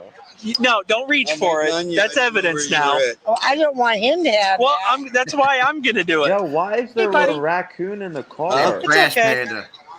Okay, you're on he'll be here in 2 minutes. What kind of Florida shit is this, Pete? Yeah, okay. this is what she's smoking meth in. Tyler and Peach, what's going on in fucking Florida, bro? We got raccoons and shit. All right. That's awesome. Oh, there's no. He's trying to smoke it. All right. That's a Florida raccoon. There's no That's way. 100% a Florida raccoon. All right. Enough fun and games. I'm pretty sure that was actually. The local news observed a station raccoon actually, smoking a meth pipe. so the local news station, I should find this. They did a follow up where they went to her house, and all these animals are living in her house, to include like that raccoon. It's so ridiculous. Oh, it leaves my mind. All right, Tyler, I think I got it here. Yes, Peach, I want your thoughts on this, on how you would handle this as a gunnery, and you as well, Kevin.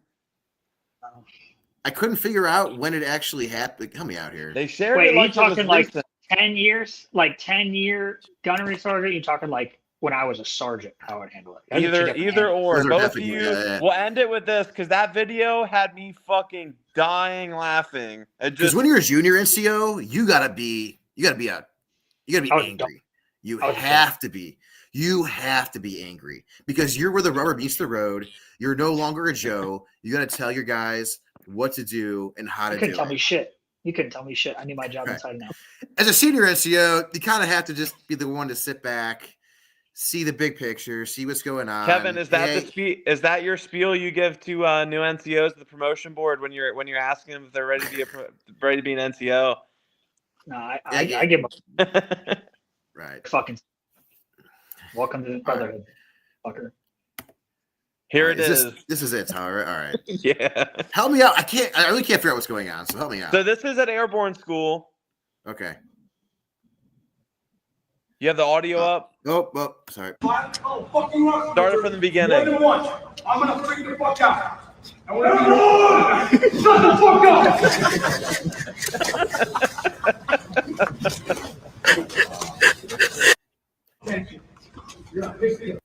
Like what happened? So that's at the Airborne School barracks, and if I had to guess, someone was there after curfew, and usually either Peach or Kevin, because you often don't get very many people that are E8s and above at Airborne School. Right. You guys would be there outside. Well, you guys might stay in a hotel because you're ranked, but you guys would be there, and they would shit on you guys if Flo or Enlisted were out past curfew. So if I had to guess, the Airborne School cadre got brought in, and someone was out past curfew. So he's there taking a roster check, and obviously us folks in the military can't count off correctly, and someone I guess kept asking, or they kept repeating roster numbers. So that's when he said, if I have to repeat a roster number one more time and someone says Airborne, and that's when he says, shut the fuck up. That's good. That's why I say Marine Corps while I'm at Airborne School. That was one of the greatest but most terrible schools ever because it's all of the branches together, and it's just insane fuckery with everybody. No, I did air assault. I did not do airborne. Your tabs I have like 15 of them. I stole them off fucking assholes. Sleeping in these nice, beautiful, like AC tents in Djibouti, and we were about to push to Somalia. And I was like, all right. So I went in there. They were all talking shit. Oh, you fucking Marines. So when they were sleeping, I took tabs off their fucking camis because they're Velcroed. I put them in my pocket. I still have them. Yeah, that's awesome. Peach, you were in Djibouti? Yeah. Camp Lemonnier? Yep, I was there for like 2 nights. Yep, same here. Don't we? I've heard before. Do we share a base with the Chinese there? That could be wrong. I was there with French people. Foreign Legion, we have a base there with them. Huh? I don't know.